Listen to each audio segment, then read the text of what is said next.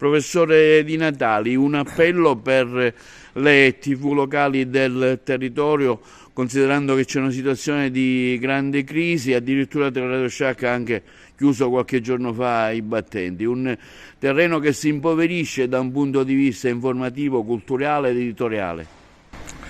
Dopo la chiusura di Teleradio Sciacca mi chiedo e ci chiediamo chi sarà la prossima televisione a chiudere.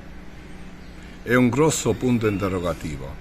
La chiusura di Teleradio Sciacca deve davvero far pensare molto a tutti, perché chiude una televisione che ha una storia più che quarantennale, che è stata presente nel territorio, che ha fatto un grande servizio alle associazioni culturali, al mondo politico, alle istituzioni, alle parrocchie. Chiude una televisione che possiede un grande patrimonio storico nel proprio archivio.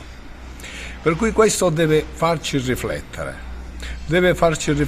tutti, perché tutti abbiamo attinto dalle televisioni locali presenti nel nostro territorio, hanno attinto le scuole, hanno attinto le associazioni culturali, le istituzioni, il mondo politico, le parrocchie.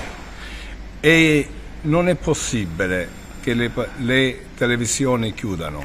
Qui, mentre faccio questa intervista, c'è la scritta TVA, Televideo Agrigento, una televisione storica.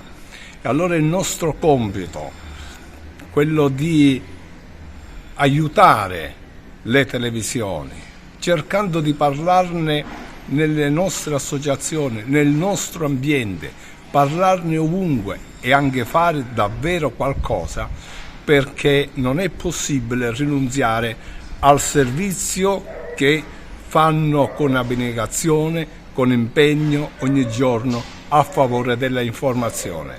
Se finisce l'informazione locale, finisce tutto.